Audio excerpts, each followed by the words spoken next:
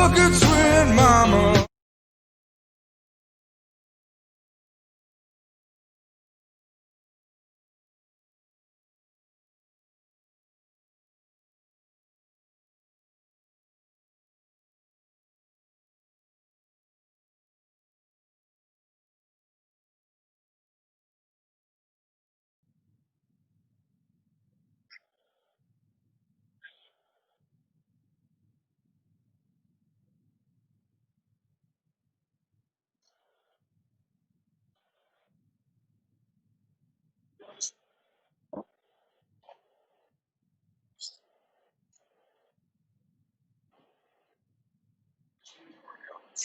Guys, it's funny. So I watched the intro. First of all, thank you for having me. But watching the intro is so funny because I'm a completely physically a different human being than I was probably a year and a half, 2 years ago, which is some of the pictures that get used on shows, the bald stuff. So, I mean, I've got hair, facial hair, the whole deal. So it's funny watching those, seeing those pictures of how I used to look and how I do now. So it's always like, it popped up. I'm like, who the heck's this guy from LFD?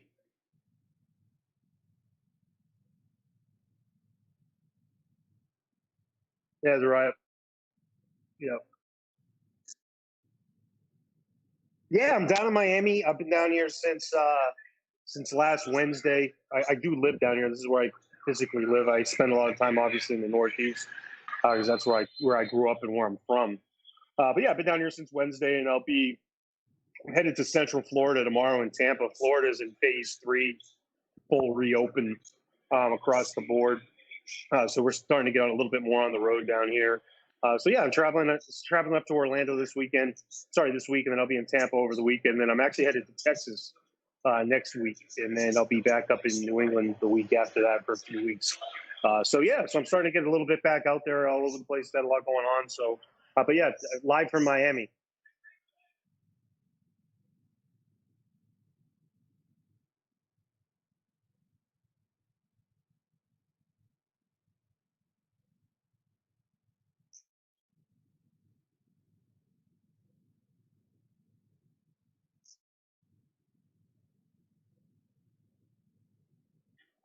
So I confess that I'm actually not smoking an NAS tonight with you guys. Um, Yeah, I was gonna. I took the easy way out. I've done too many of these NAS challenges and these NAS shows. I know what happens at the end, so I'm just being proactive. I'm smoking something a little milder. I'm smoking a level Avocado tonight, but the NAS actually stands for nasty ass shit. Um, the reason it has that name was, it's essentially it's a cheroot. So when you look at, there's not binder, there's not wrapper, there's not filler. Technically, it's just all the same tobacco wrapped around itself, which is what a cheroot is. And the reason you make cheroots is because it allows you to smoke and try different tobaccos before you put it together in a blend. And what happened with that is we utilize in the NAS the Pelo de Oro, which is which is a tobacco we grow and use as wrapper tobacco on our LG small batch line. And then we also use some of those tobaccos from the Ligero and some of the medium to high primings as filler tobacco in the Andalusian Gold. So the remaining Ligero tobacco, which tends to be smaller leaves, just because they get the most sunlight, we put into, and Lido put into a cheroot. And so he made some up. And years before that, he made one called the Ice Pick, which was also a all Ligero blend. So Ligero tobacco wrapped around itself into a cheroot. And so he made this blend he really liked. Pelo de Oro, it means hair of gold. So when it cures, it's in the curing barn. So after the plant grows, it goes into a curing barn. In the curing barn, it starts slowly changing from green, essentially, to the brown color. But in that process, Pelo de Oro tends to look golden. So that's where it got the name hair of gold, Pelo de Oro.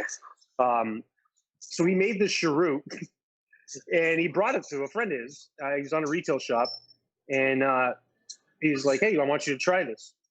And he's like, "All right, what is it?" He's like, "Just try it." So he lights it up. Guy takes a few puffs, and he's like, "Man," he goes, "that's strong." And Lito's like, "Yeah, man." He goes, "That's some nasty ass shit." And he's like, "That's what you got to call this cigar, the nasty ass shit." So that's how it was born. It was kind of as a joke at first, but then it has its own little cult following. kind of what we're doing tonight, where it gets celebrated and for what it is, and it has like it's cyclical. Like it comes around a few times a year where all of a sudden there's a bunch of people smoking NAS. Yep, very true. So this is just that Pelo de Oro tobacco. There's nothing else. No, it's funny because when it first came out, I think I was a sales rep at the time. This was like 7, 8 years ago. And I covered New England. I was talking to a shop in Connecticut. And they call me up. And they say, John, because we have a problem. I'm like, what? New cigar that came out. I was like, what about it? And they're like, well, it's good. They're like, but it's like one-dimensional. I go, what do you mean? And they're like, oh, it just has like one flavor profile. It's like there's no other tobaccos in the blend. And I'm like, I go, that's because that's exactly what it is. I go, it's a cheroot. I go, it's just Ligero Pelo de Oro tobacco. I go, you're essentially telling me that it's performing exactly how it should be. I said, so I go, that's the purpose. I was like, yeah. It's like, well, what's the binder? And I'm like, no. I'm like, you don't grasp this. I'm like, there's no binder. I go, it's literally if we took a pile of tobacco and wrapped it around itself and started smoking it. It just happens to be very visually appealing. But that was always a funny story. And because the guy's like, oh, it's kind of like one-dimensional. I'm like, it's exactly the purpose. So with this cigar, you're not really looking for nuances, complexity. You're just looking to get smashed smoking. True. And you will have complexity of flavor, but it's a defined complexity. It's not like, when you're cooking food, or chefs preparing the sauce, you're layering flavors, right? Same thing with tobacco. When you're making premium cigars, the blender, Lido blends flavors together and creates, layers of flavor. So there's no layering of flavor. It's complexity in that one singular flavor. So you should get one singular flavor, and it happens to be very strong tobacco at the same time. So you also should be getting your ass kicked. Now, Paul, what are we pairing with this tonight? I see that Bree and Kendra were unable to make it. Yes, we have no representation from the 724 Lounge tonight. But we have you, Paul. But we have myself, and I know we're in trouble if that is where we're going. You've still got a great voice, Paul. You may not look as pretty as Bree or Kendra. I hope I don't look as pretty, man. So tonight we are... you're kind of cute, Paul. Oh, thanks, John. I appreciate that. You too, my friend. Thank you. So tonight from the 724 Lounge, I brought with us the Sagamore Spirit Cask Strength Rye Whiskey. Whoa! It tastes so good. Actually, it does. I'm a huge rye fan, and we were looking for something that would try to keep up with the intensity level of the NAS and our pipe tobacco, the Brown Irish X. So this is from their website. I'm going to try to be almost as... Go for it, Paul. Coherent as you have been, my friend. You've got the voice. Use it. Fueled by Maryland's great veteran distillers, we forged a new path to define cask strength rye whiskey. There are no shortcuts here, my friends. No delusions or alterations. Simply a splash of spring water and a time-honored tradition of patience and purpose. Aged fully and exploding in color and flavor, it's a spirit that connects us to a storied past only Maryland rye whiskey can claim. These are our deepest roots, distilled. The tasting notes. So in the aroma, you should get bold cinnamon with lingering aromas of clove and vanilla. The palate, you should pick up smooth dark chocolate paired with an intense note of black pepper and brown sugar and a light hint of honey for balance. The proof on this is 112, which means it's 56% ABV. I love Age 4 to 5 years. I love it. We thought you would, Nick. We thought this would be right up your alley, my friend, which is why I pressured Kendra into something that would be over 100 proof. Has to be. This is beautiful. The tasting notes I get. Yeah. The aroma, to me, is kind of like paint thin. It definitely clears the nostrils. My, it does. nostrils are going, what the F? And my, well, let's put it this way. If you have problems breathing through your nose, you have sinus issues, this will solve it for you. I did. I was wrestling with my dog earlier, and my sinuses were all clogged, and I was like, oh, my God, I'm going to sound really weird on mic. I had some of this. Breathe it in. You sound fine now. You sound fine now. Oh, now, yeah. John, are you having anything wonderful to have with your little avocado, you little wuss? So I couldn't be in a more opposite situation from you all. Because I'm having I'm warm drinking milk a with my decaf- avocado. I'm drinking a decaf cappuccino. Decaf. That's technically warm milk. You're by yourself in Miami, outside, and what you're drinking is decaf coffee? I have proven myself over the last 10 years in any way imaginably possible when it comes to consumption of of accelerants, nicotine and caffeine, decelerants such as alcohol. Yeah. So sometimes a man's going to take a day off. But no, I actually don't drink caffeine anymore, which is part of a situation I had last year. And I also smoke milder cigars, so I don't do the strong stuff as much as I used to, but I will from time to time. But yeah, cappuccino, decaf coffee could not be more opposite and less manly than what's going on there in Hooksett. Now, let me ask you a question. For me, my journey in cigars, and I know this is true for many people, has gone from the more mild to the more full-bodied cigars. Now, there's people like yourself. I know other people, even Kurt, who's been smoking for, I don't know, since the earth was cooling. He doesn't really like really strong cigars either. He tends to like the more middle of the road cigars. What do you think the deal is with your palate that you're moving backwards to more medium and cigars and stuff? Does that make sense? I mean, I think I'm just turning into a pansy, to be honest with you. I'm just a pansy. He's Well, become no, your hair's coming I'm back glad. and everything. Maybe that's the Yeah. problem. Yeah, you know what I mean. No, I'm It's like glad that. reverse Samson. Maybe you need to cut it again. No, I'm glad that we're moving past the weakness of my choice of beverages and cigars. I think people's palates change in regards to strength in cigars. Mm. I think the natural progression for somebody in the cigar in the industry, like I am on a manufacturer side, I would find. I mean, I do find that most of the people who've been around it for a period of time tend to level into more medium-bodied cigars. Now, when I mean medium-bodied, like the avocado I'm smoking is not a medium cigar; it's medium to full-bodied. It's Correct. a robust blend. Our Airbender line's more medium, but it's not medium.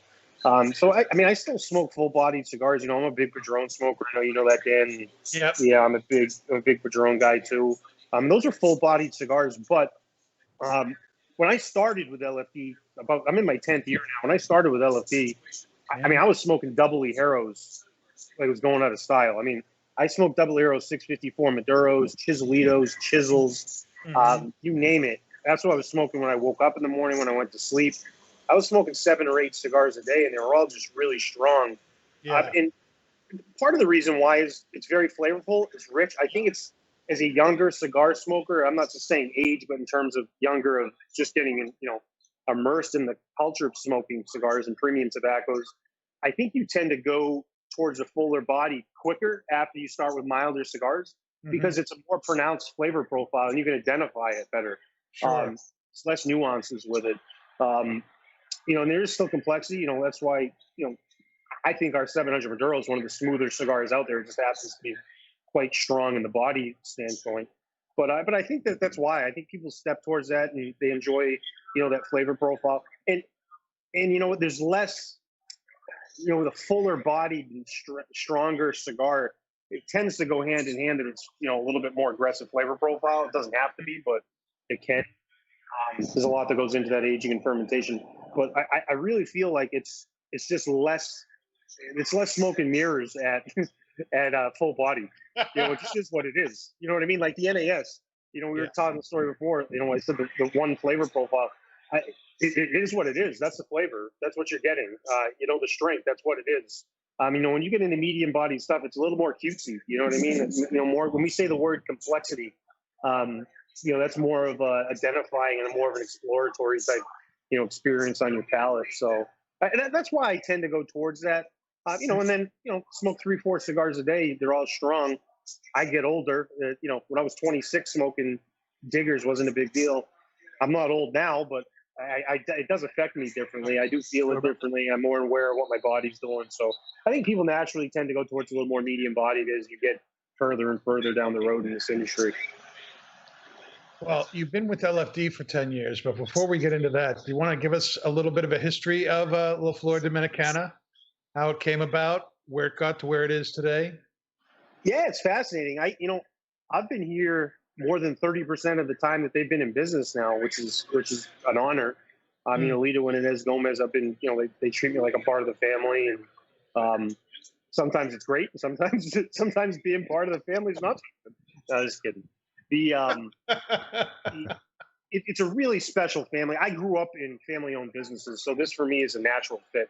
It was something that when I got started off with LFD, it was kind of a job at the time, and then it turned into something where I said, I identified with where they're coming from things, and what their goals and what their focuses are, because it made sense to me, because it was what my family did in our business, which was the restaurant industry, which there's some parallels.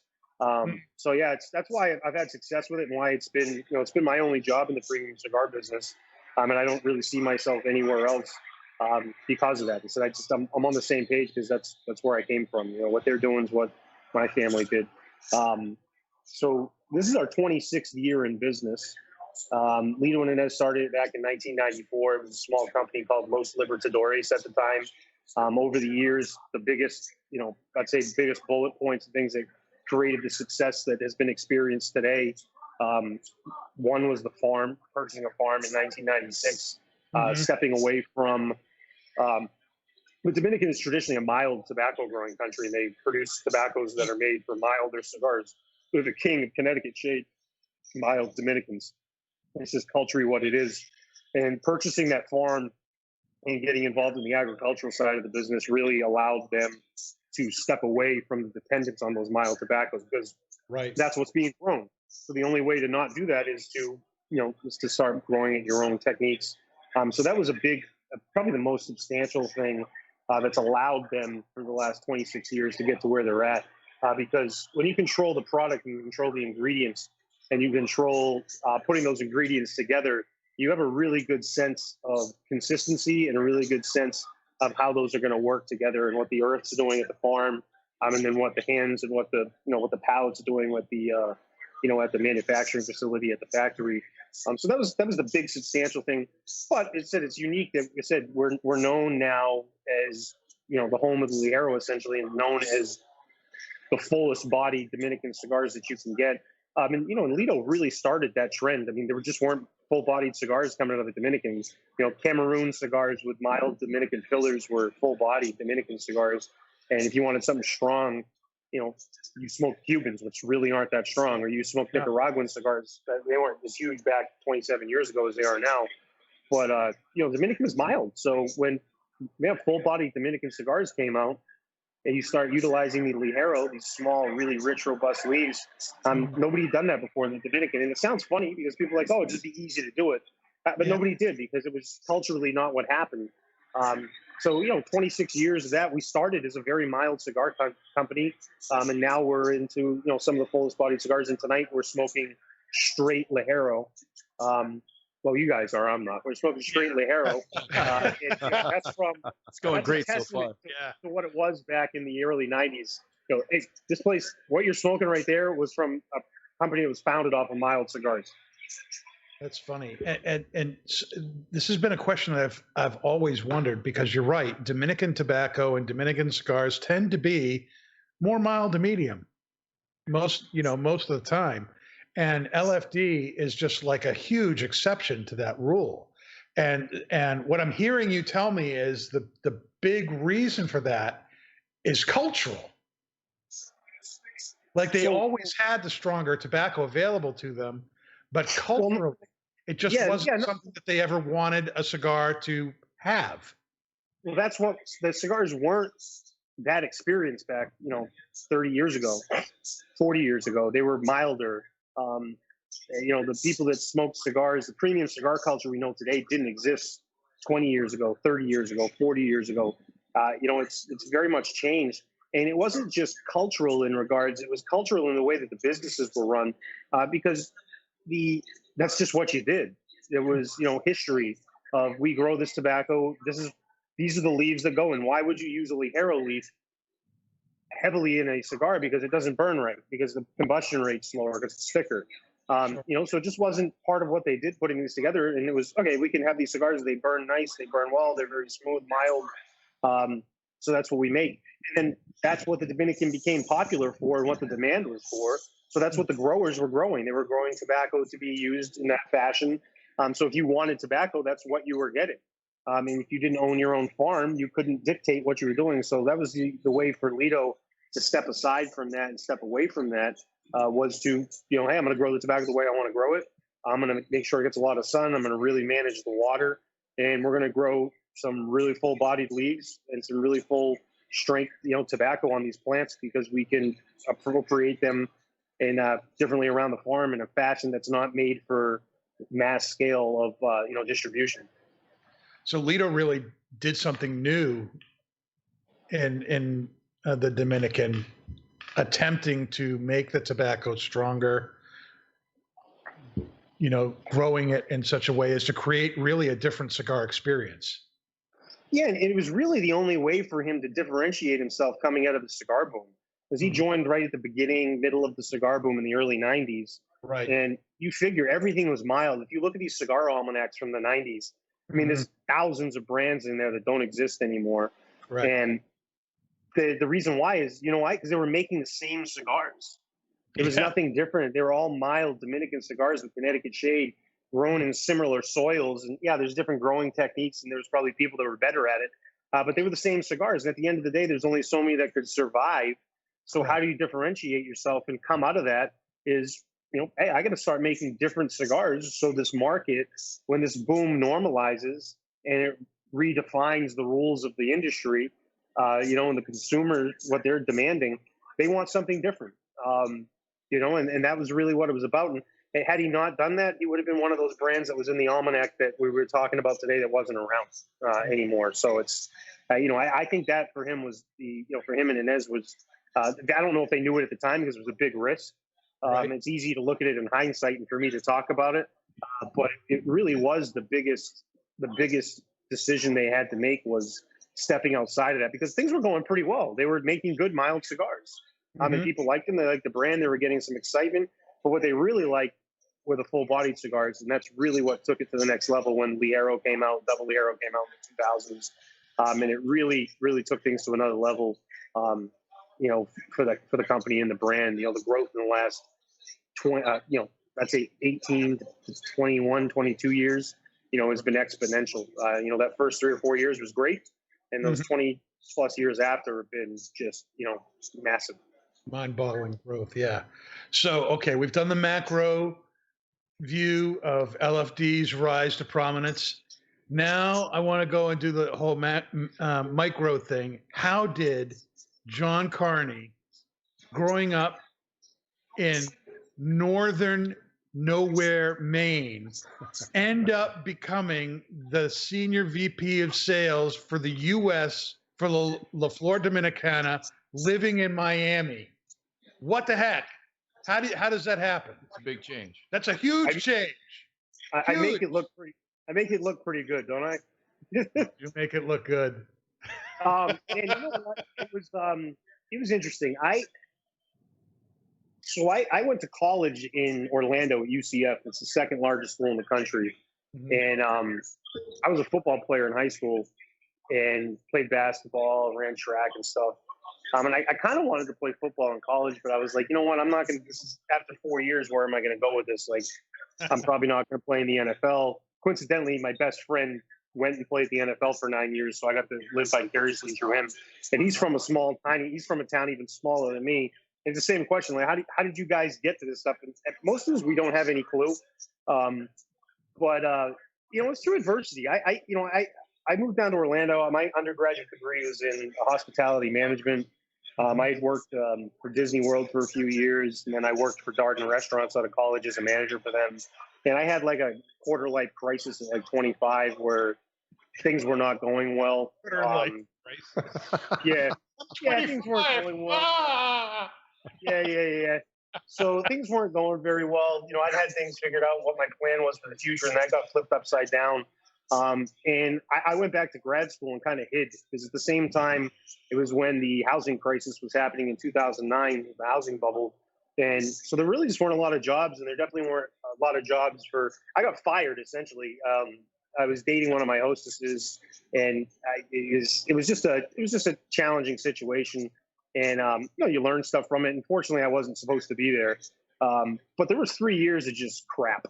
Where I had no idea what was going on. I had no money.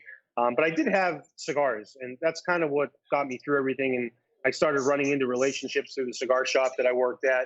I use the term work very loosely. I didn't get paid for any of it. I was just accruing incredible student loan debt through grad school. And I'd hang out at the cigar shop and smoke cigars. I was fortunately, I had a beautiful cigar bar near where I lived, Corona Cigars, which I'm sure you're all familiar with.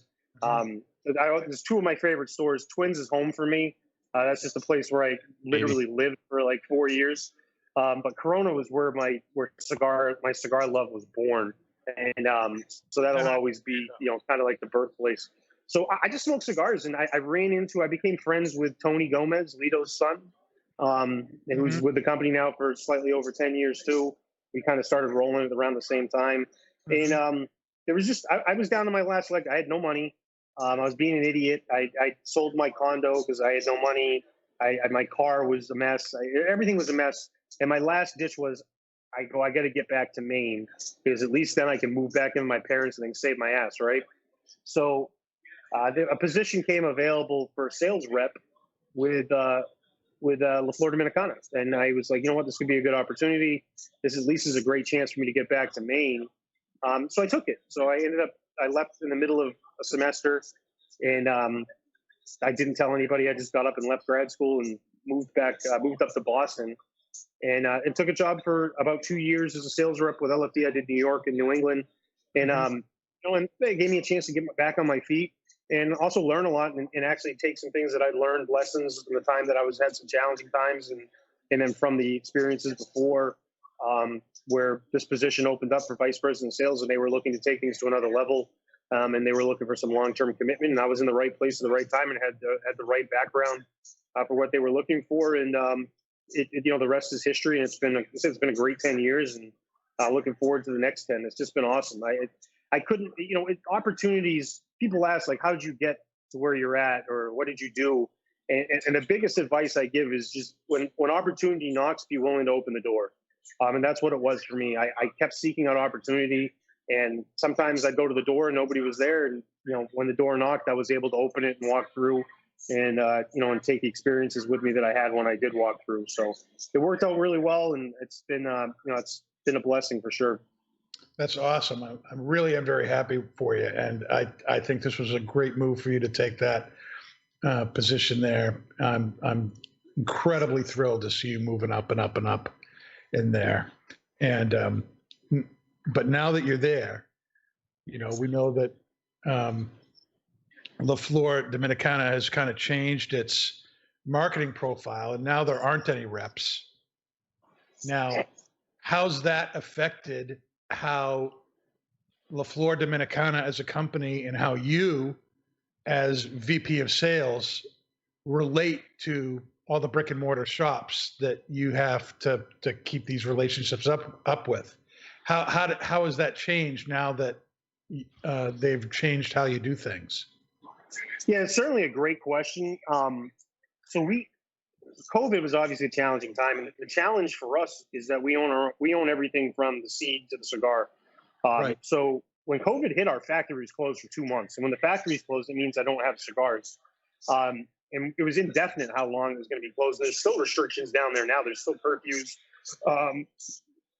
Manufacturing facilities are at limited capacity by government regulation. So, unlike other companies who, say you don't do your own manufacturing, you buy cigars from another manufacturer. Generally, you're buying those 6 to 8 months, maybe even a year in advance, if not more.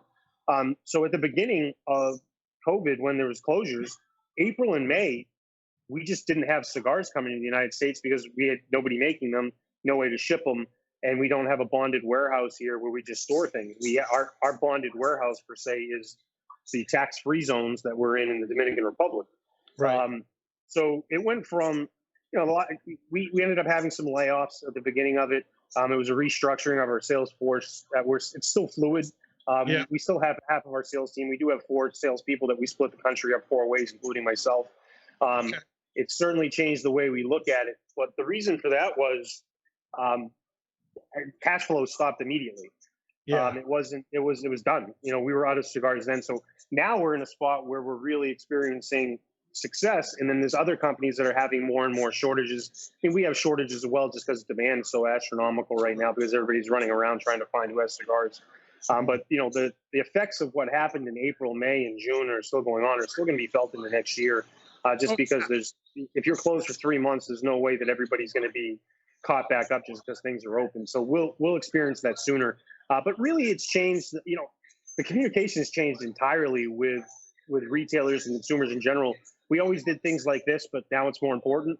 You know, it's more engagement. And the engagement's not just for this. The engagement's, you know, just for the consumer. The engagement's really for our retail partners too.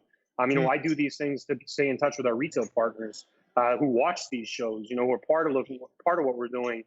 We do Zoom. We do Zoom. I've kind of stayed away from Zoom a little bit, other than with my team, because for me, Zoom's kind of like a conference call. Right. So, you know, we've created some things I'm sure we'll talk about later on. You know, where we're doing some interactive programs. We just released something called the Flor Dominicana Gourmet Smoke Sessions that we'll be doing every month, and we have a few other sessions that we're going to be adding to that on a monthly basis. But it's really become more important to have even brief courtesy calls, more emails, more text messages, more Facebook messages. It's miraculous to me how much more business is done via text message, email, and social media than there was before. Social media for me, Instagram, Facebook, is a way of doing. I take orders over there. You know, I provide information on what's on back order from someone that I'm friends with on Instagram. So, you know, I'm sure there's people that think that, you know, that it's not as good or it is good, but I think we do the best we can with it. And I think everybody in the industry is doing the best they can. But there's certainly some opportunity there at the same time. And it's definitely going to change the way we restructure things in the future. In the way that we service our customers in the future, providing a better experience and a more, essentially working smarter and harder at the same time. Right. Now, you know, obviously with, you know, restrictions, you know, with COVID going on, you know, there's, you know, cigars are being manufactured in half capacity. There's the, you know, the fear of stuff shutting down here again in the States as stuff is starting to come up. One of the issues that I've been hearing about from other manufacturers is they may have a lot of cigars, but there's no way to get them out of the country because flights have been cut seriously back, or maybe airports are closed altogether. You know, I know Nicaragua's having a big problem with that. What's the travel situation with the Dominican right now? Are you having the same issues with that as far as getting stuff out? No, the actual moving of products has been a lot. It's been, you know, a lot less challenging, I would say, for us on our end. From what I've observed, I'm sure there are some challenges. Majority of shipments in the United States of premium tobacco products, and honestly, the exports of products out of the Dominican in general, are mostly by boat. I mean, you're here in the port of Miami where it's nonstop. You know, so there is some, you know, I think there's been some scaling back on it just based off of workload and what's available to ship. I think there's less things shipping. So as there's less shipping, there's going to be less ships, right? Right. That's where you utilize brokers and those relationships that you have with the import and export brokers. And we haven't had too many bad experiences with it. So the biggest challenge for us is just meeting the demand with the partial capacity that we're at. Now, fortunately, right at the end of 2019, we had just finished a significant 3-year expansion. And we essentially added about 30% to potentially even 40% extra capacity. So really what we're doing right now is the type of production that we were doing 3 years ago. So we're still in pretty good shape, but it would be nice to to be able to get that out there because the demand is there, and this isn't a time to strike while the iron's hot on things. But no, it hasn't been many issues or challenges in terms of shipping. I would say for the last few months, it was up in the air in March and April, but I'd say in May and June it started to normalize, and it's been quite normal. Hmm. Now, you like to cook too, right? You grew up around restaurants and stuff like that. You like to cook? You like to eat steak?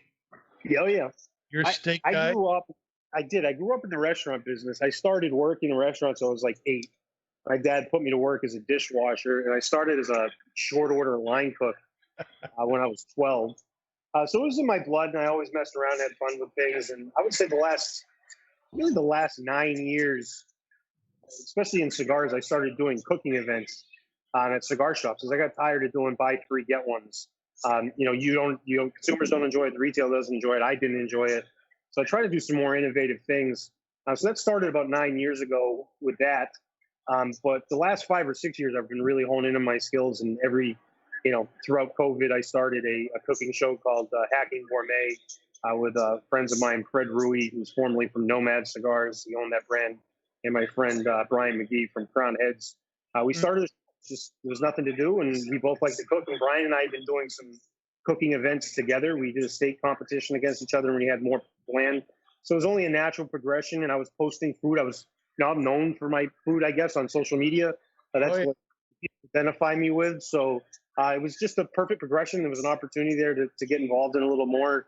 But yeah, I would consider myself an amateur chef. Now, what in your mind, in your experience, are some of the best steakhouses you've been to? Well, I'm glad you asked because I actually have a list. So it's funny because you ask people online, people are like, oh, where should I here? Where should I there? So when I travel around, I do have people that ask me like, oh, I'm traveling here. Where do you think I should eat? And the most rewarding thing for me is when they actually go and then reply to me later on. Mm-hmm. I had a guy that I told him about this steakhouse in San Antonio called Bohannon's. Mm-hmm. And this must have been a year and a half ago. He just messaged me last month and he said, I don't know if you remember me, but I told you I was going to go to San Antonio. It got pushed back because of COVID. I finally got to go last month, and I went to Bohannon's. He was like, thank you so much. It was great. Mm. So steakhouses, here we go. I mean, I can go down here forever. I have different things I like at each steakhouse too. What really kind of engaged my passion and really reflects my style of preparing steak is Bizarre Meat by Jose Andres in Las Vegas. It's incredible. They have this incredible grills. They're tempered cooking, which is a period of high heat followed by a long period of resting, which is essentially sous videing with fire. I'm a huge fan of fire. So Bizarre Meat was really what intrigued me and got me excited about dry-aged beef, high-end Wagyu beefs, different cuts of meat, different styles of cooking with fire. So Bizarre Meat, I would put it number one because that's had the most influence on my life. Mm-hmm. in terms of my style of cooking. Another one I really enjoy around the country is Jeff Ruby's. They have several of them. There's some in Louisville, Cincinnati, Lexington, Kentucky. Jeff Ruby's is awesome. Jeff Ruby himself is a big cigar smoker, and his place is set up. To have a little cigar lounge, whether it's outdoors or indoors at each place. And I really enjoy that because it's set up by a guy who smokes cigars. So it's the way I like to eat. It's the foods I like to eat before I have a cigar. So I'm a huge fan of Jeff Ruby's. And so I'd put that at number 2 for me. And then my third favorite, I'll stop at 3. My third favorite is, which was also a big influence to me. It's a very classic American style steakhouse, but it's in Montreal, downtown. It's called Coup de Cheval. Incredible steakhouse. Probably my favorite in the world. All around. It doesn't have the most influence on me, but they have this great downstairs bar that looks like a Subway, kind of like a high-end Subway.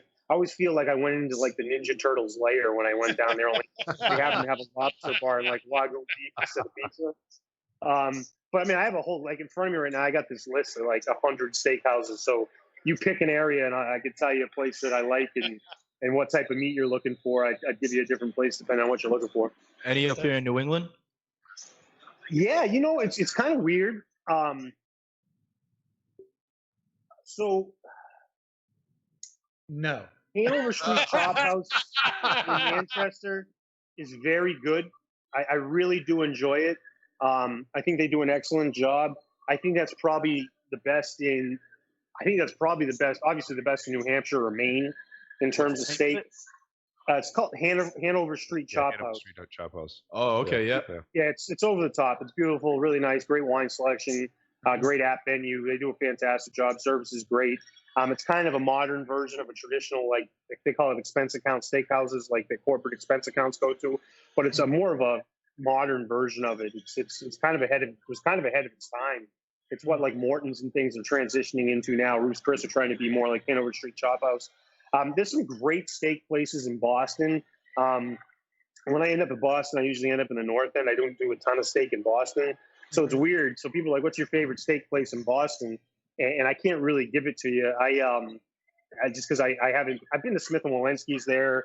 I've been to oh man, what was the place that's right on Boylston Street? Abe and Louis. Abe and Louis is excellent. They're really good. There's some other ones down in the financial district. There's this place, I think it's called Table 23 or something like that, where you go in like this back room. Yeah. And they have like 20 or 30 people fit back there. That's allegedly the best steak in the city. But I've not been there. So it's weird that New England, because when I'm in New England, I'll be honest, the best steakhouse is at my house. Mm-hmm. Well, that may be a good segue into my last question for you. You do your own podcast, right? Well, it's not really a podcast. It's an actual show. We do It's a show. Yeah, we don't do a podcast. We don't put it on Podbean or any of that stuff. It's physically a show. We're on YouTube, Hacking Gourmet, and we're also on Facebook Live. We actually just had a show tonight at 5:00. Before this, I did Hacking Gourmet. I cooked bloodied lamb chops with a raspberry rum sauce, and I did sweet potatoes, a sweet potato mash on the side. Fantastic. But yeah, we do every other Monday. We do that show. But yeah, it's not a podcast. It's truly a show, and it's a live show. Find it on YouTube and everything. Yeah, you can find it on YouTube, Facebook. It's called Hacking Gourmet. And then we also translated that into, obviously, we're cigar smokers, and with my position with the company, LFD is known as being a food company. Lito's a big culinary guy. He's I consider him a chef too. Is as close to being a chef as you can be without owning a restaurant. And so that was kind of natural to bring it all together. And as I said, we launched this thing called the Flor Dominicana Gourmet Smoke Sessions, where we do every month for the next 16 months. We're doing a special session where consumers can buy cigars from retailers, and they can also buy food from our meat purveyor and cook along with us at the show and prepare the meal that we prepare on the show. Nice. That's cool. That's We're going to awesome. have to tune in. Yeah, we'll have to check that out. We'll have a Not Just Blowing Smoke watching party. Well, we actually tentatively have a gourmet smoke session scheduled for Twin Smoke Shop, December 2021. Nice. Oh, that's awesome. There's only one person. Kurt's the only one that knows about it other than me, but it's on the books. And now us. And now us. And now you guys. Now the world. All right. Now, one of the things we do on the show here is Pastor Padron's Cigar Confessions. And that's where I talk about, cigar etiquette or cigar pet peeves or, anything to help us really talk about how to enjoy cigar smoking a little bit better or not to, mess it up so much. And today, the question appropriately is, I hear a lot of confusion out there between strength and body. And this translates into the cooking world too, right, John? There's some big confusion about it. This cigar is a strong cigar, right? But it's got, it's got strong body too. But, oftentimes people confuse strength as body. When they talk about a cigar being strong, they talk about the intensity of the flavor, but not necessarily the strength of it. You want to talk a little bit about the difference between body and strength? So for me, body's a feeling. Mhm. Body is how it feels. Body is how it feels on your palate. Body is how it feels to your body. So a full-bodied cigar, your body will feel it.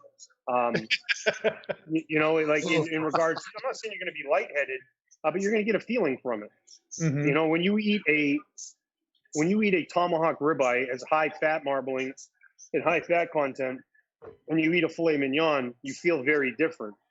Mm. You feel lighter when you eat the filet. When you eat the ribeye, you feel full, right? You feel maybe not lethargic, but you feel a little more contented, a little more laid back, a little slower. So body for me is a feeling. Mhm. Strength is a definition of flavor, in my opinion. So when you say something, when I say this is a strong cigar, it should have strong, rich, robust flavors. When I say this is a full-bodied cigar, it should have a feel that's heavier to you. It should feel heavier. It feels like, again, easiest comparison to me is with food. It should feel like you ate a big steak. That's why full-bodied cigars are so good after you've had a big meal or you've had something that's a real rich meal, because that goes with it. It enhances the mood and enhances the feeling that you're having and the experience. Whereas if you had something that's a little mild-bodied, it's light in body, you're not really going to notice anything. It's not going to enhance. It's not going to detract. It's just going to kind of be there. So yeah, for me, strength is flavor profile. There obviously are related because they're all coming from premium tobacco. But strength is a definition of flavor profile to me, and then body is the feel. See, to me, it's the exact reverse. To me, the strength really refers to what you're calling the feel, and basically the result of the nicotine content in the cigar. And the body, to me, would be the intensity of the flavors that you're tasting. So when you describe a glass of wine, Mm-hmm. so you take a glass of wine, you look at the body, and then you drink it, and you experience the body, how it Mm-hmm. feels in your mouth. Then you describe the flavors. Mm-hmm. And then there's different intensities and flavors, right? Right. So you feel it and you taste it in different parts of your palate. So that's where strength comes from. You're identifying the strength of those flavors. Because if you have a cigar that has no flavor to it, nobody would ever describe that as strong. And there's also some strong cigars some full-bodied cigars out there that have very smooth flavor profiles and milder flavor profiles. For example, the Double Hero 700 Maduro utilizes Connecticut broadleaf. Right. The Digger utilizes Connecticut broadleaf. It's Mm-hmm. a very smooth, moderately flavored cigar. The body of it is very full. When you smoke it, you've smoked something, but you're not going to mistake it with strength of flavor. Now, you could say the body's strong. That's where the comparisons are. There's strong flavor and there's strong body. There's Right. strong feel and there's also strong flavor. Right. Flavors taste doesn't change the feel. For example, like peppers. If you take like a Reaper pepper, it's got really intense, strong body, Yep, I do. and it has strong, intense flavor. But if you break down just the flavor and take out the capsaicin that gives it the intensity of body, you're just tasting the pepper. Right. So it's, for me, body's feel, strength is flavor, and you can describe. Essentially, we're describing it the same exact way. We're describing the same things in different terms. Yeah. Yep. What do you guys think? When people come to you and say, I want a strong cigar, do you think they're talking in a cigar like this, like the NAS, which is going to knock you on your butt? Or are they talking about intensity of flavor, or is it both, or what? I think it's both, and that's why we try to ask a few more questions with a customer to really hone in on what they're really looking for. When they say full body, I'm saying, do you want full flavor? Do you want something that's going to be complex in flavor, or do you want something that's just going to knock you on your butt? And so if they're going to say, yeah, I want, like, for instance, we were talking about Nick's customer who just wanted a really, really strong cigar. Yeah. And he told them about the NAS, the NAS. And when he explained what that was, the customer just bought it. Yeah, he went and bought box. Really sight unseen, no experience with it. He just wanted something that was really strong, that was going to kick him in the butt, and that's what it was. Just left with a box of cheroots. You just got to really, you got to really kind of figure out and ask those additional questions. What are you really looking for? And most customers really just want a full flavored cigar. Yeah. Yeah.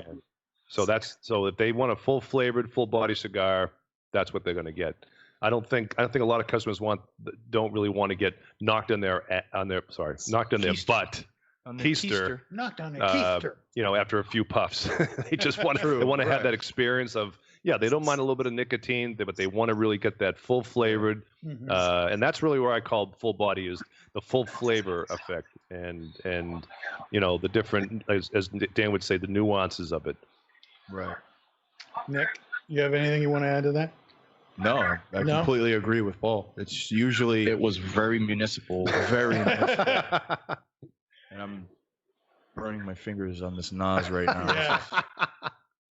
Dave, what about you? Have you had any? That's part of the experience body, with right? trying there. to That explain burning that? feeling, your feelings, your body. Oh, it's my body.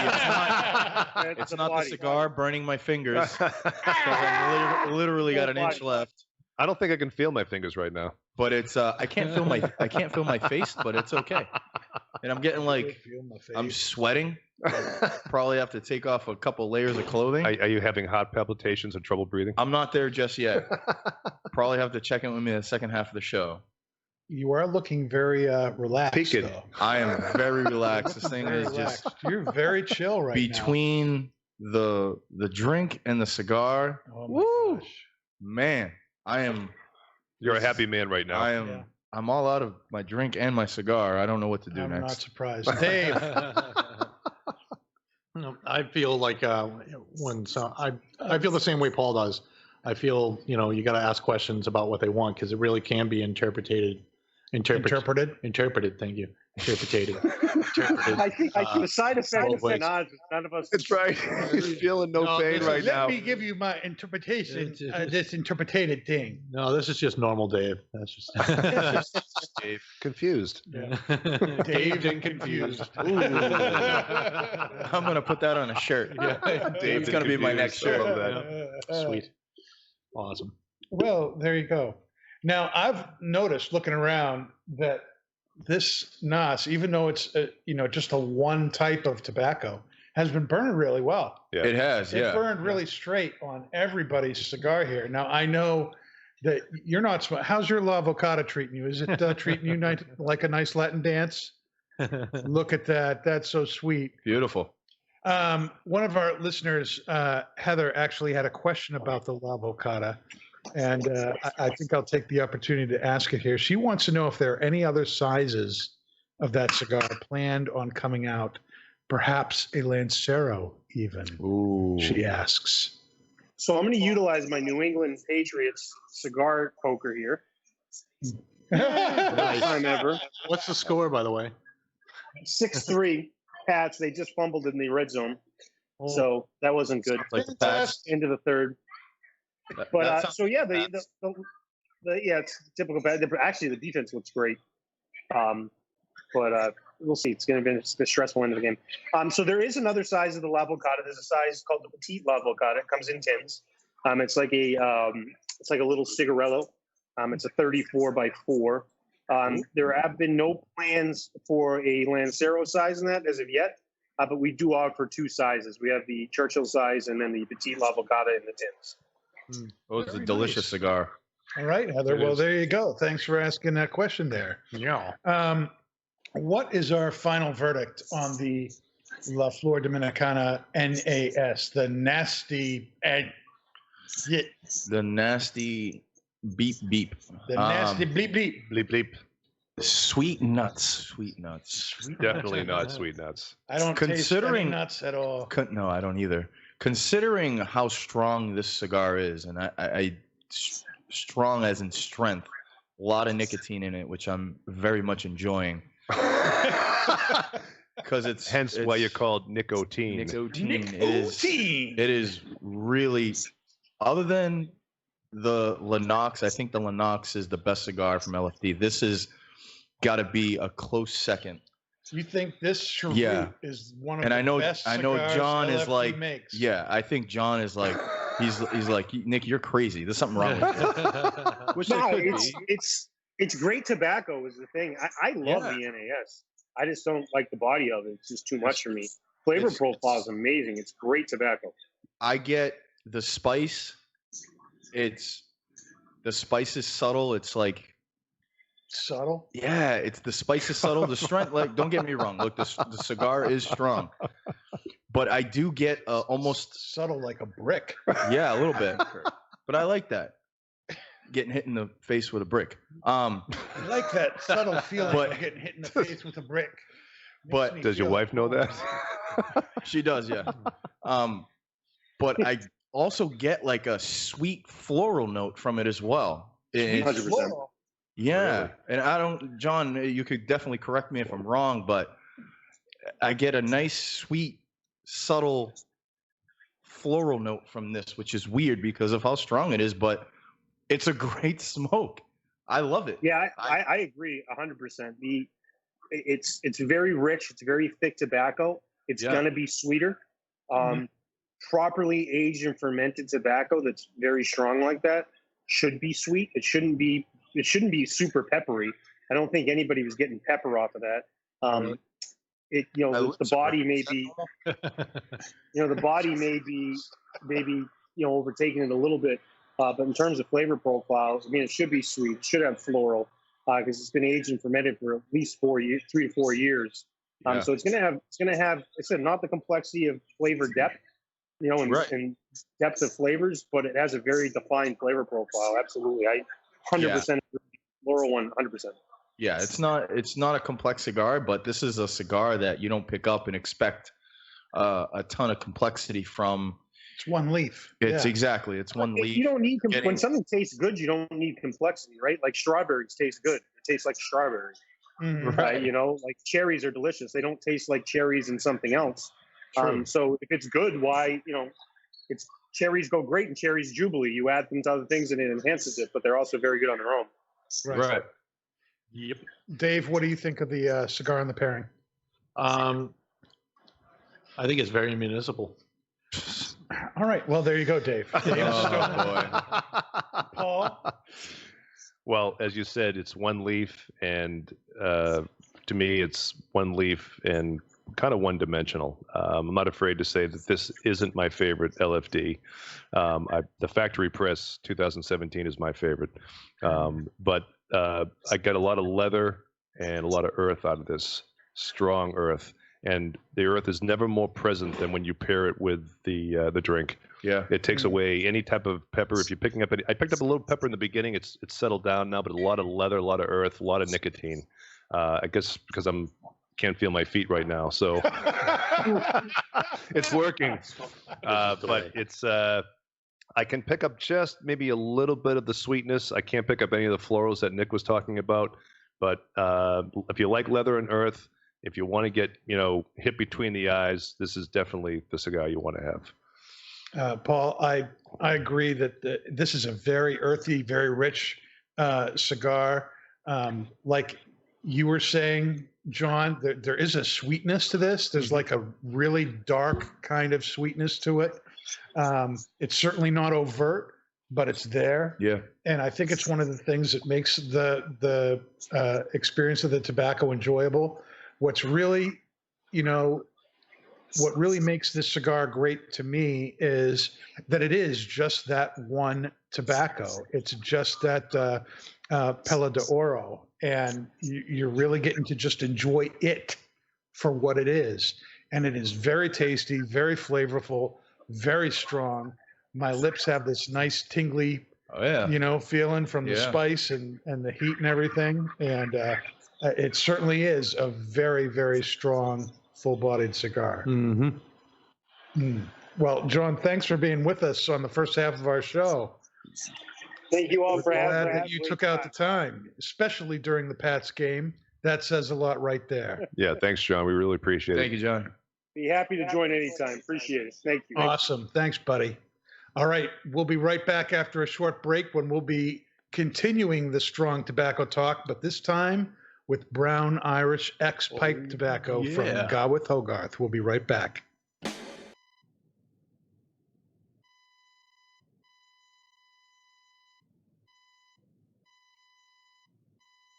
Them up with Gawith Hoggarth's Brown Irish X. Woo! Now, from tobaccoreviews.com, because it is a bulk tobacco that comes in a bag, it doesn't really have a description on it. It says on tobaccoreviews.com that it is made with the same ingredients as the Black Irish X, which would be Burley, Kentucky, Virginia. But Brown Irish X comes straight off the spinning machine without any additional processing.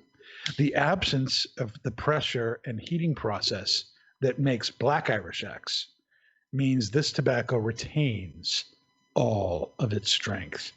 It is manufactured by Gawith Hoggarth & Co. It is a Virginia Burley kind of blend. It's got Burley, Kentucky, and Virginia.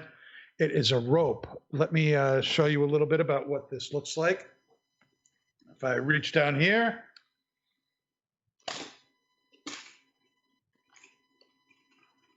and that is what we're talking about, people. Brown Irish X. Sausage rope. Sausage rope. Sausage rope. Mm-hmm.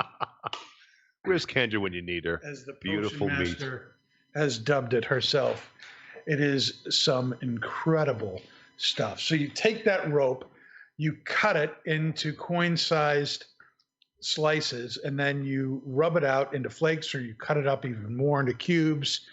Now, let me tell you, before we get into this, one of the reasons for the rope is like a cake or a plug. It helps the tobacco retain its moisture. So once you get this stuff and cut it up, you need to let it sit out for a while. The stuff that we have in our pipes, we had out all day long. I cut it up around 10:30 this morning, and I'll be honest, it was a little bit crispy. It was, But yeah. you put it into your pipe and you realize this isn't really dry. Nope. This still takes a few lights to get going. It Yeah. does. And once it gets going, you're realizing this is probably right around perfect. So this needs a lot of drying time. And Paul, what are we pairing with the Brown Irish X tonight? Something new. Really? Yes. What is that something new, Paul? Do tell. The Sagamore Spirit Rye Whiskey. The Sagamore Spirit Rye Whiskey. Wait, whoa. Isn't that the same? No.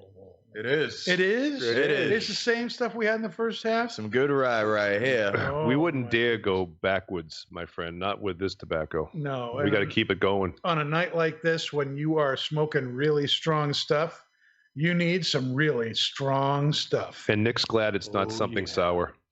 I am so happy it's not sour. Mhm. I'm so happy there's no Sour Patch Kids messed up with this. I just want that alcohol. I smell it burning through my veins. You can tap my vein right now. You Yeah, get nothing there it but, is. nicotine and rye whiskey, baby. There you go. Now, Sausage rope. yeah, sausage rope. Now, Gawith Hoggarth is, again, one of the few European companies that is still independently owned and operated in Europe. Most of them have been bought up by Scandinavian Tobacco Group or other groups like that. They are based in Kendal, England, and they date back officially to 1887. Nice. And their roots go back even further than that, because nice the history there. machines they use and the processes that they use date back all the way to 1792. And to say that they make tobacco the old-fashioned way is no exaggeration. The machines that they use to produce their twists and flakes are the same machines that were used back when they started, which date back to the 1790s. Nice. They have not been able to find modern machinery that reproduces the same effect. And so these machines, which are on the National Historic Registry in England, are still being used on a daily basis to make tobacco, not the least of which is Brown Irish X. As a matter of fact, smokingpipes.com goes so far as to call it Old Testament tobacco. That's about as old as you can get. Now, I would like to know what your initial thoughts are on this tobacco and the pairing. And I'm going to start with Dave. I'm not sure why, With but his I'm going to church start warden. with Dave and his little fourth generation church warden. Dave and confused. I'm Dave and confused. What? So I'm getting a lot of Tobacco notes? yes tobacco notes, which are telling me about like the sweet meat. Little bit of floral in the retrohale. Sweet meat and a little bit of floral in the retrohale. I think the pairing is really good. It's bringing out, I think, a lot of the sweetness. But yeah, I'm really loving this. Yeah, it's yum. Yummy. Yummy. You could be on the Drew Barrymore show, Dave. That's the kind of talk they like to have there. She got a Nick, show? what about you? Yes, she has a show. Was That's not a aware thing. that she had a show. Mm-hmm. Pretty much the same tasting profiles that Dave has. Yum. Sweet, yum notes. Some mesquite in there. Mm-hmm. Nice smoky. Definitely getting a little sweet and floral notes on the retrohale. Earth, deep, rich. Just really bombarding my palate right now. But it's really good and interesting. It's definitely complex as well. Excellent. Very nice. Paul, what are you picking up from this? Well, first, I want to talk about the room note. The room note. The room note. The room note. The is- note in the room. Yes, and when I first let Otherwise this up, known as the wife factor. Is that your cat? when I first let this up, the room note was an intoxicating incense, very floral-like, just wonderful. On the first few draws, I got a lot of that nice deep fruit, but also some wood, charred almost, like a charred flavor. Not necessarily a charred meat flavor like we did with the Black Irish X. But it's just a really, really wonderful, deep, but smooth spice on the retrohale. This is just a really, really beautiful tobacco. Really, really love it. You can definitely tell that it is strong. Yeah. There's a strength to this that I've only experienced maybe a handful of times with other tobaccos. The Brown No. 4, a little bit on the Black Irish X too, but this one takes it up a notch. This is strong stuff. Yeah. And lots of deep charred wood notes, leather, earth. There's a lot of deep spice here. There's a sweetness to it from the Virginia. It's a very deep kind of sweetness, but you're not experiencing those really nice kind of stewed fruit notes so much as maybe roasted nuts. It's roasted nuts, Dave. And smoked roasted nuts. Capture that. It is really, really good. It is the feeling in the mouthfeel is very thick. It's very rich. It does have a very, very pronounced smoky flavor to it. And, the room note it does have a little bit of an incense kind of feel to it, but it's incense is kind of I think is not as intense and lighter and maybe even a little bit more floral. This isn't that, but it has that sweetness to it. Yeah. There's a sweetness to the aroma of this tobacco, which is really, really good. Normally we would have this type of aroma and flavor with the incense if there was Orientals present, but this is no Orientals here. I'm guessing this is probably from the Virginias. And that smokiness, I think, comes from the Kentucky, the dark-fired Kentucky that's in here. The burley is what brings that kind of nuttiness, that deep kind of almost like a cocoa kind of sweetness to it. It is really, really good. This is certainly not for the faint of heart No, it and is not for not. the inexperienced pipe smoker. If for no other reason, it's going to be a real, I can't say the word, but it ends with itch, to light, and It's going to give you some issues. unless you give it some serious drying time, like we did today. Just an incredible tobacco, though. If you want something, normally when people want something very full flavored, that's very full bodied, Yeah. they'll go to an English blend, something with Latakia in it. Yep. This is one of those tobaccos that will give you that very full bodied experience without the Latakia. If you do not like Latakia, if that's not your thing, maybe something like this is right up your alley. Now, truth be told, I think this is one of the strongest pipe tobaccos I've ever had. But what I'd like to ask you guys is, what are some of the strongest cigars or pipe tobaccos that you have ever smoked?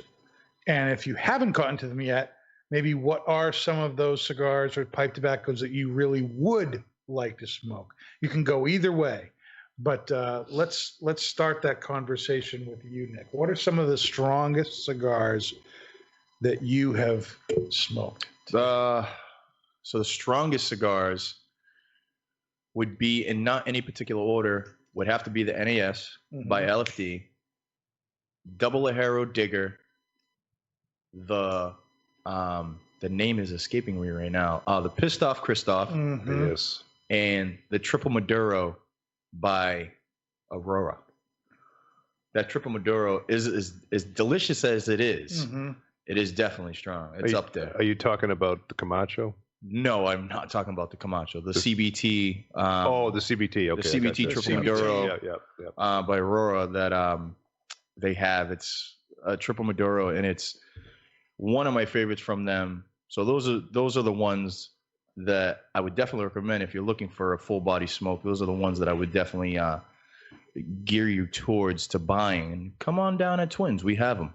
What about pipe tobacco? Pipe tobacco.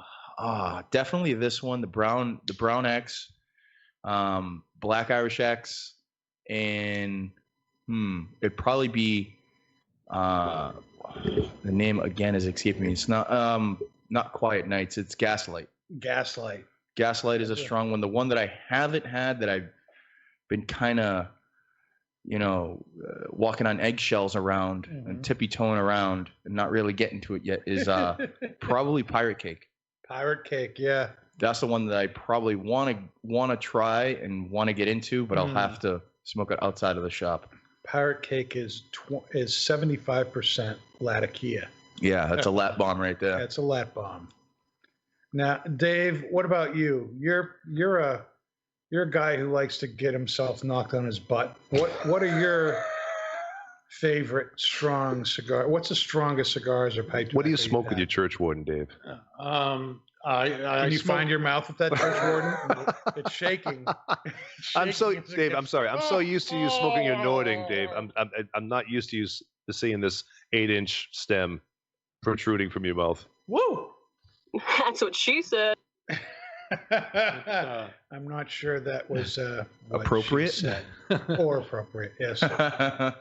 No, actually the church warden, that's my favorite pipe to smoke strong tobacco from, because I feel like how it cools the smoke down with the long stem allows you to enjoy more of the tobacco. And as far as like my favorite strong pipe tobacco, I would have to say is Bird's Eye. Yeah. Bird's Eye is strong stuff. Followed by Brown Irish X and Black Irish X, and yeah, those are my top three. What about cigars? Cigars, I would say the limited, well, it wasn't limited, but sort of the Slobberknocker. I thought was a really strong cigar. I thought that was pretty up there. Also, the Knuckle Dragger, that actually made me loopy. Really? And also the NAS, obviously, that was probably the strongest cigar I've had yet as far as nicotine is concerned. Paul, what about yourself? So cigar-wise, the Superfly. no, not even close. That's a good cigar, but I don't find it. No. I don't find it strong. Not It's- at all. It's full body. I mean, it's full-bodied, but it's not Right. strength. As far as strength is concerned, the Hoy de Nicaragua da Corojo is right up there with me. The Double Ajero Chisel is from LFD is absolutely there. The Christoph Pistoff for strength, not body, but for strength is right there too. The Southern Drawer Jacob's Ladder is Yes, another remember one, one. but that's got a lot of flavor with it too. So it's got body and strength Right. too. It's approachable. It's not an in your face, but it definitely creeps up on you. So I would, and then as far as pipe tobacco is concerned, the Squadron Leader I think is pretty full of body. The Brown number 4, Mhm. Dark Bird's Eye, Yes. and the Black Irish X, without a doubt. Mm. Well, for me, as far as strong, in your face, the NAS is right up there with the best of them. It's not really a cigar you smoke because you want a tasty something. It is. It's more like a cigar. I want something really strong that's going to kick me in the face. That's why you smoke an NAS. That's what it is. It's a kick in the face. I think the Pissed Off Christoph is definitely one of the strongest cigars out there. And again, strength, I believe, is really referring to the amount of nicotine that's in a cigar, the way it's like John was saying, the way it's going to make you feel is really describing strength. And then body is more describing the intensity of the flavors in what you're tasting. And, when it comes to the Pissed Off Christoph, it's really, as far as body goes, very medium bodied. It's very smooth. It's very creamy. You smoke it and you go, well, this wasn't really strong. And then you try and stand up and realize you can't. Yes. And that's when you realize this had a lot more going on than you thought. And it's what? It's 7.9%, almost 8% nicotine. Mm-hmm. And understand the average cigar is somewhere between 2 and 3% nicotine. So that's really, really strong for a cigar. The LFD also has some other ones that I would say are very strong. The Digger, like you were saying, the Chisel, the Double Ajero Chisel. My original pick for doing the strong cigar for the show was the Oro Maduro, which I also think is a very strong cigar that LFD makes. But the NAS definitely fits that bill. Strong pipe tobacco, I'll be honest, the strongest pipe tobaccos I've had are from Gawith Hoggarth. The Brown Irish X that we're smoking tonight, Black Irish X, which is not as strong because the heating and the process bleeds out the nicotine in the tobacco. And because this is not exposed to that process, it's got all of its strength there. And Dark Bird's Eye, which I think is like the espresso of pipe tobaccos. You've got this great flavor, not terribly complex, but it's a nice, strong flavor of pipe tobacco. And I really enjoy that. I still have that almost every day. It is a great, great pipe tobacco. The only problem with Gawith Hoggarth is that it's a small company, and therefore this stuff is not available, in large quantities, and it's hard to find. We're fortunate here at Twins that we still have some Brown Irish X, but it's not in a lot of places. And right now we're back ordered on the Dark Bird's Eye. We're waiting to get that Black Irish X we're back ordered on. And but this is some really, really good stuff. If the NAS was kind of just a kick in your face, this provides that same kick in the face, but with a little more finesse. and a little more panache. It's like Because it's got a little bit more going on. it's like getting hit in the face with a bat that's wrapped in red velvet. Okay. If you guys can hang with that, that's my opinion on it. Versus barbed wire. Versus barbed wire. This is the way. Yes, this is the way. But yeah, the NAS is a unadulterated nicotine bomb that's just there. It's got some really nice flavor, but that is just unadulterated nicotine going straight onto your palate, into your blood veins, and by the time you're done with it, you're barely standing. This, you're getting some complexity, you're getting some really nice flavor out of it. The sweet mesquite that I'm getting from it is really enjoyable, but it is strong. Like I said, it's for me, it's like getting hit in the face with a baseball bat that's wrapped in velvet. It's painful, but it's really nice at the same time. And you want Sausage rope. Sausage You rope. want to take another hit of that sausage rope there, Nick? You know I do. Now, have you ever been told about a cigar or a pipe tobacco that's strong and you're like, oh, I want to go try that. And you go and try it. No, didn't make the cut. To be honest, the first time I tried this, it didn't make the cut. This is the second time I've had this. The first time you introduced me to this, I didn't like it. I liked the dark Irish X. That for me was better than this. This was too strong. I didn't get the flavors that I was looking for. Maybe I should have had a NAS and some rye whiskey beforehand. Maybe it would have softened up my palate a little more. But this, the second time around, is a lot better. This is the one that I was kind of, walking on eggshells around when you told me about this. I know Paul had it. Zeke had it. Zeke loves it. Dave loves it. But I was just kind of like a little scared of it. And I didn't want that feeling of overwhelming nicotine in my veins. You've been scared on a couple of different cigars too, like the Fausto. Yeah, you had mentioned that you were scared to smoke that, but that is not that bad. It's not. It has a history, I think, of being a stronger cigar, but I think it's toned down a little bit. Yeah, I think it's the strongest cigar that Tatuaje makes or pushes out. And in the beginning, when I started smoking pretty religiously, it was a cigar that I kind of stayed away from. A friend of mine, Bob, God love him, he can smoke a box and he's fine. And when the first time I had it, I got through half of it and I was just like, no, it's not for me. It's too strong. But now I see it as a really full-bodied, full-strength cigar that's incredibly enjoyable.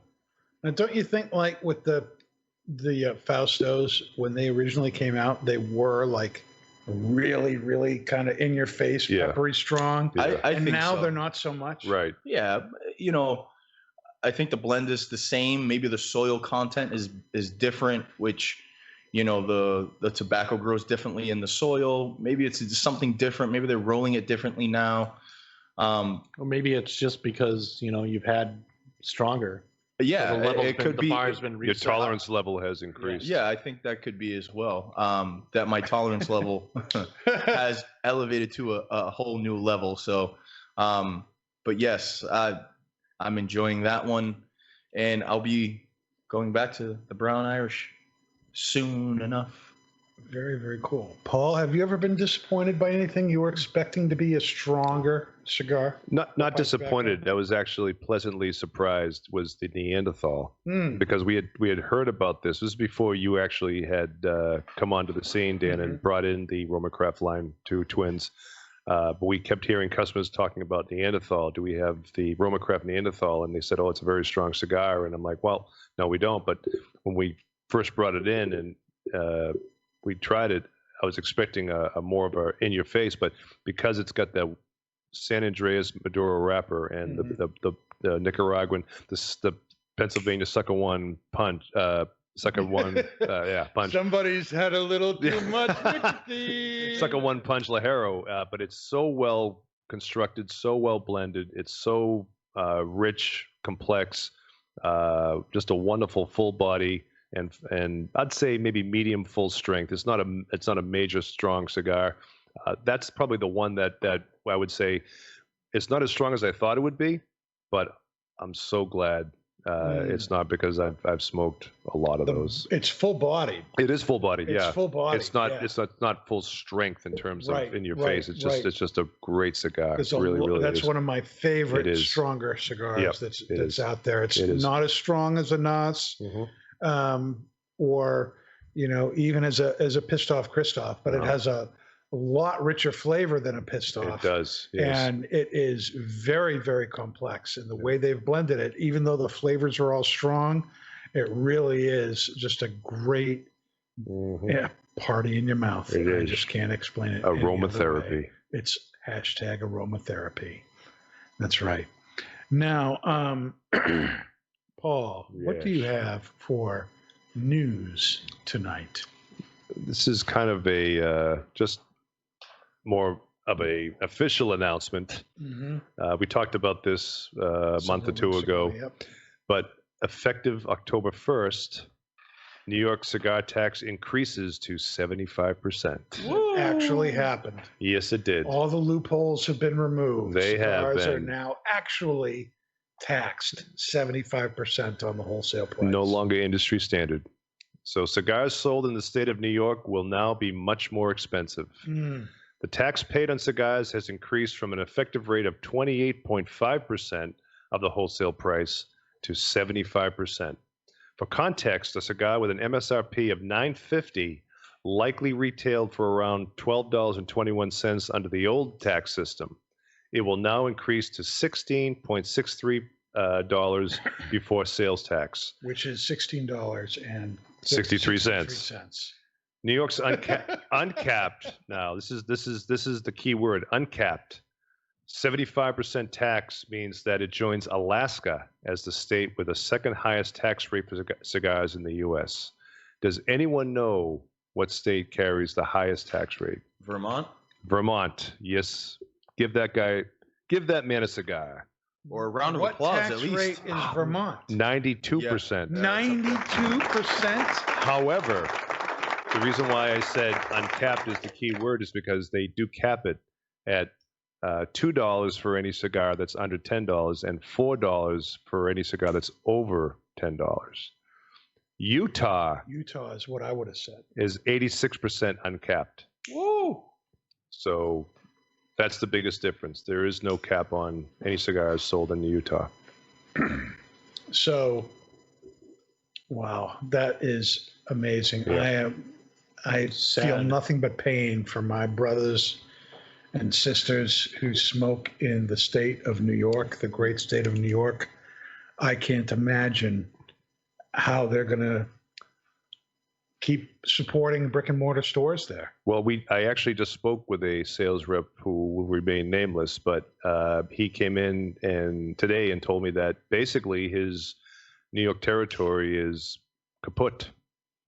He's already said that he's known a couple of different cigar stores that are closing down because of this. Wow. And that sales will probably plummet as a result, and that's just unfortunate. How are you going to sell like that, though? You know what I mean? Yeah. When you're operating at that high percentage. That's crazy. That is nuts. Incredible. And therein lies the rub. As much as states or municipalities will tell you that they are taxing cigars for health reasons, they're taxing because they want money and they need money. And they're looking for ways to make money. And so they look at cigars as a way to tax and make money. But if you're going to put the shops out of business, you're not going to make the money. I don't understand the rationale for these immense taxes. 75% just seems incredibly excessive. And whatever they've put into their budget that assumes we're going to get 75% of X, they're not going to get even a fraction of that. Yeah, if the business is not there, they're not getting any. Because those people will go and shop out of state. They will go to mail order. or they will drive across the border if they're near the border. And we've seen that, we're located very close to Massachusetts. We're not far from Maine either, or Vermont for that matter. We have customers who come from Vermont. There's no tax on tobacco in New Hampshire right now, thank God.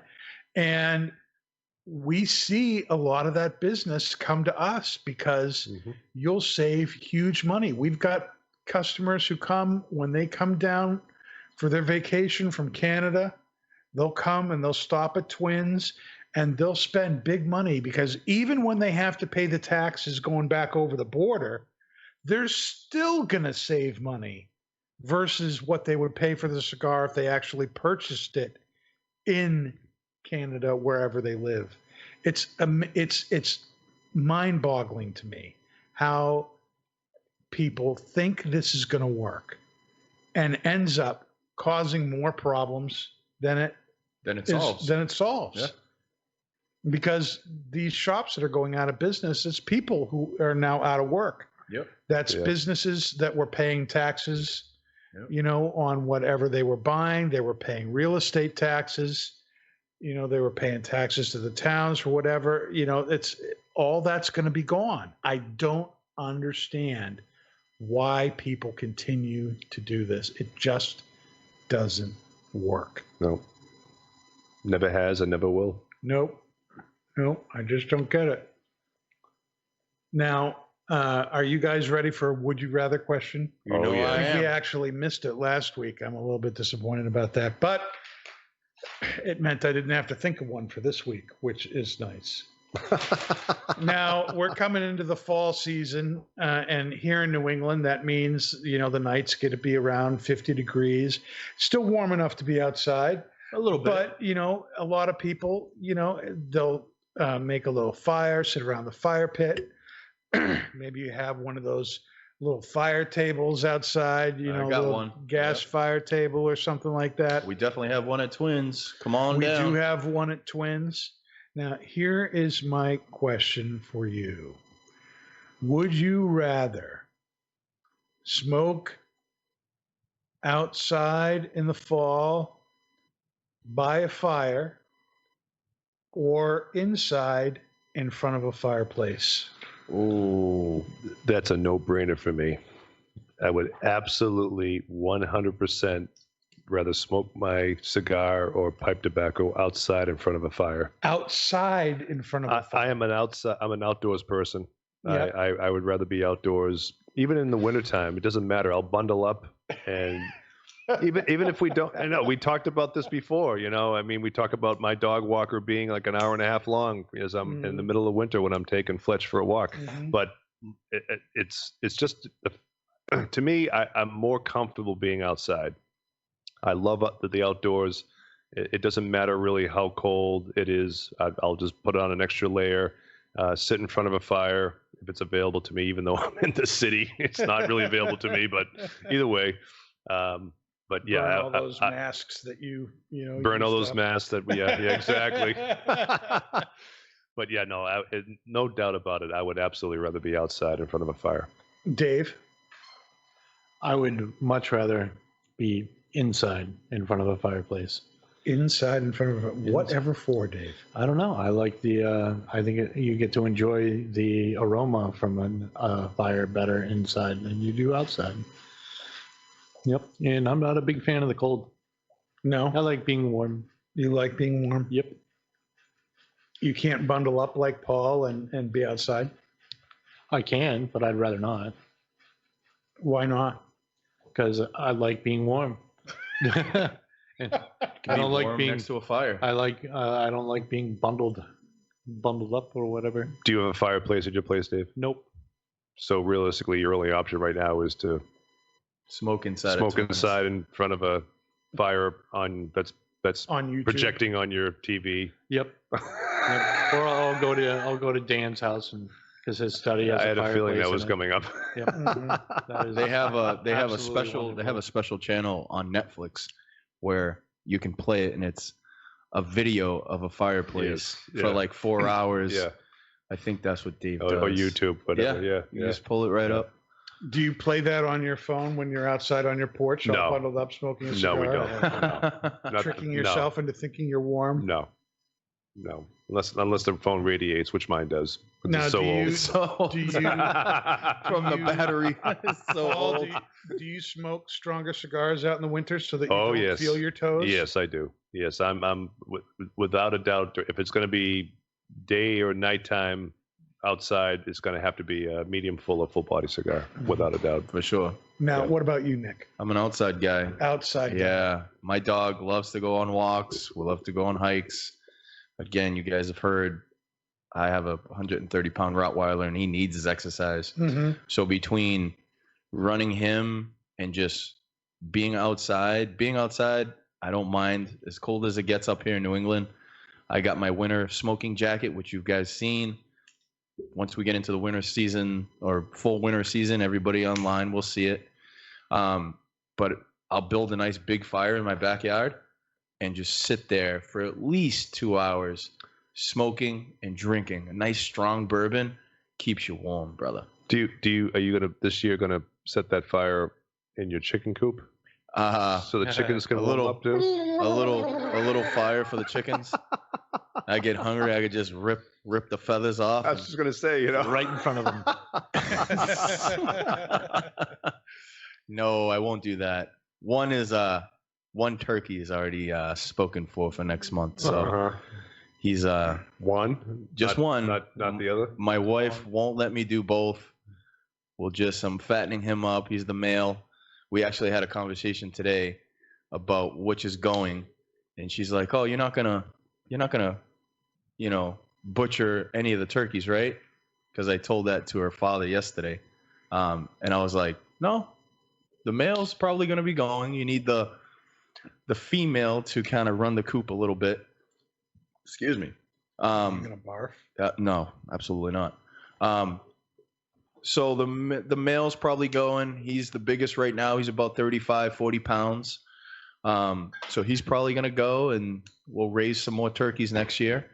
But yes, outside in front of a fire with some strong bourbon, a nice strong cigar that keeps you warm. You don't feel the cold after 10, 15 minutes. And you just kind of float off into cigar heaven. How about you, Danny? I know you got your study. Everybody knows you got your study. Everybody knows I got my study, and one of the reasons I bought the house was because it came with the study. Nice. With a fireplace. And that's nice. And I prefer to be inside. I can be outside in front of a fire when it's 50 degrees outside. Which you That's fine. also have. out in the fall. But once it drops below 40, I'm not really comfortable outside anymore. And yeah, you can bundle up and you can, but smoking a pipe or a cigar while you're wearing Gore-Tex gloves is like not my idea of fun.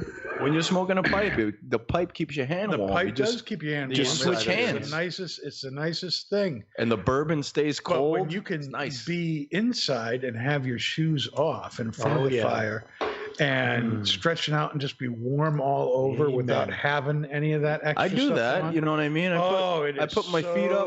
Good. I put my feet up Get on the fire yourself without my that- shoes on. Get yourself that bourbon and sit in front of the fireplace and light up a cigar, light up a pipe. Ooh, it is heaven, baby.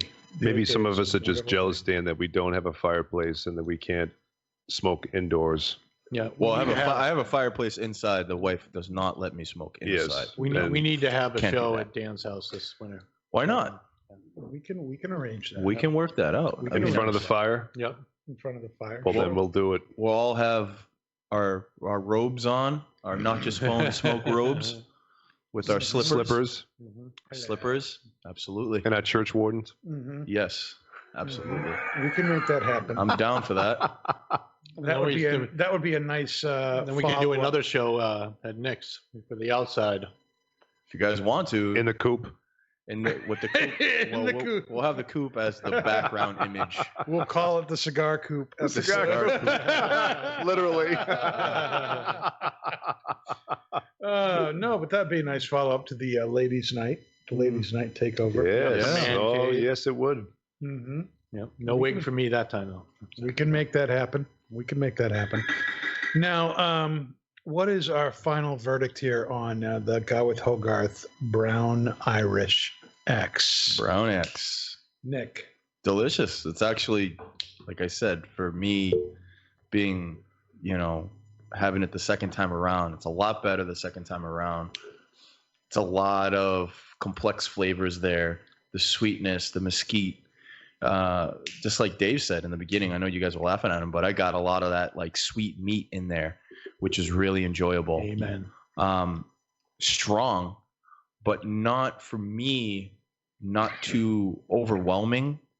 Not like the NAS where it's just unadulterated Ligero, just bombarding your palate. This is an enjoyable bat to the face. Like I said earlier, it's a bat that's wrapped in red velvet, and it's beautiful. It's strong, but it's really got some nice flavor behind it. It's really good. Dave, what do you think?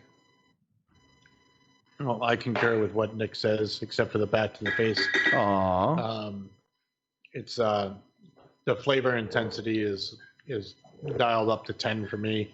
The sweet meat. I don't know if it's because of the NOS, but I'm not getting as much of a buzz baby from this that I was with the NOS. Maybe it's because I'm already nicotined out from the NOS. He's tapped out. But I love this type of tobacco. I love the brown number 4. I love the black Irish X. The ropes, I think, are just some of the best pipe tobaccos out there. Absolutely. Paul? Smoky, charred wood, the deep fruit, the floralness. It's all there for you. The floralness. The floralness. He's just spitting out words now. Yeah, it's creating words left and I right. am creating with them. I feel like I'm Dave. Oh. It's saved and confused. No, it's a. This has been a really, really great tobacco. It really is a lot of flavors there. I'm not getting that meat flavor like I was with the Black Irish X. I think that was a lot more of a smoky meat, burnt ends, but this is more of a smoky charred wood to me. A deep, almost stone fruit, but just really deep fruit. The retrohale, wow, just really deep. A lot of flavor there. A lot of flavor and smoothness. Just really, really great. Now, this may be an unfair question, but which do you think was stronger, the Brown Irish X or the NOS? Ooh. I'll go okay. first. I'll go All right. first. I think this is stronger. I think this is stronger than the NOS. Man. Now, I will admit that maybe the nicotine on top of nicotine is making me think that. Yeah. But Yeah. I am, having smoked this before, this is really strong stuff. I think this is stronger than the NOS. I think NOS is in your face. yeah. But this is more, I think this is a stronger thing. Yeah, I would agree with that. I wish I had this on its own without having the NOS before, because then I would be able to see what your feeling is on this, because I have no feeling. My feeling is I have none. Do I have arms and legs? But it looks like I do. This but has strength and body to it. The NOS was just strength. I think no body. Yeah, I think the Brown Irish X is stronger because it has the flavor behind it. The NOS has some flavor, but it's not as full body as this. This has both elements of that we were talking about earlier. That it has the body and it has the strength. So it's I think it's a complete package. The NOS, I think it's kind of one-sided, and like John was saying, it was kind of one-dimensional. Paul was saying that earlier as well. And it's just strength with some flavor. It's not much body there like you get with a lot of other cigars. I think the LFD Lennox, the Vocata, Double Ligero, all the Double Ligeros, they have the body with it that makes it as strong as it is. But I think I would have to say that the Brown Irish is probably stronger. Dave? Let me collect my thoughts and pull up my pants. Which is stronger, the NAS or the Brown Irish X? I feel like I would have to say the Brown Irish X just because it does have more of the flavor. Mhm. So it's kind of like that. You get both at the same time as opposed to like, not maybe so much flavor, but heavy nicotine. And this is just definitely both. But remember, like a double whammy. Strength isn't really about the flavor. It's about the kick. Mm-hmm. I think this has more of a kick and more flavor. I don't know. I think this definitely has more flavor, but I would have to smoke it alone again to decide that. Yeah, of course you would. So we wouldn't know until sometime next week or next month even. I do want to give kudos to the Sagamore for being able to keep up with both For sure. tobaccos, for me at least. Mm. I think it was a good pairing. I think it Yes. provided enough of a backbone to provide a good complementary. It's a complementary pairing for me. Definitely. Yep, on both the NAS and the Brown Irish X. It has a lot of that spice, the black pepper, the sweetness, Yeah. but the strength, and it did not disappoint. I think it was a really good pairing. I concur. Cask strength Cask is strength. definitely what you want with Yes. either of these tobaccos here. Yep. Now, next week, little preview is Super Size Me. Yes. Extra large cigars and pipes. And we're going to have Asylum's Jimmy Price with us. Jimmy. And we are going to be smoking the Asylum Pandemonium. We're not going to do the 8x80 Asylum? No, we are doing the Pandemonium, which is 8.5 by 70. That's a good Nice. one. Oh. We're doing the large I like one. that one. That's a good one. And It's going to take us all day to smoke that we're one. going to be Yeah, it's smoking just that. going to be one And long segment. next week, in some very large pipes, we're going to be smoking the new released. It'll be released on the 7th of October. We're going to be smoking this year's release of Carolina Red Flake. Oh, yeah. Vanilla deal. We'll have extra large bowls with that, and talking about how extra large pipes affect our experience of the tobacco, just like how extra large cigars and big ring gauges affect our experience of the tobacco. And Jimmy Price will be here with us next week, live and in person. Oh yeah. Nice. Not coming at us from Miami like Mr. Carney. No. And we're glad for that. We're always glad when Jimmy can be with us. Be sure to follow us on Facebook.com. If you're watching us, you already know where we are. But Facebook.com /NJBS podcast, and at Not Just Blowing Smoke on Instagram to make sure you don't miss a thing. Danny. People, what? We also have an event this Friday, don't we? We do? We Yes, do. we do. You do? Well, we do. We do. You do The Londonderry. Londonderry does. What's that event? That's the Tatuaje event starting at 3 o'clock.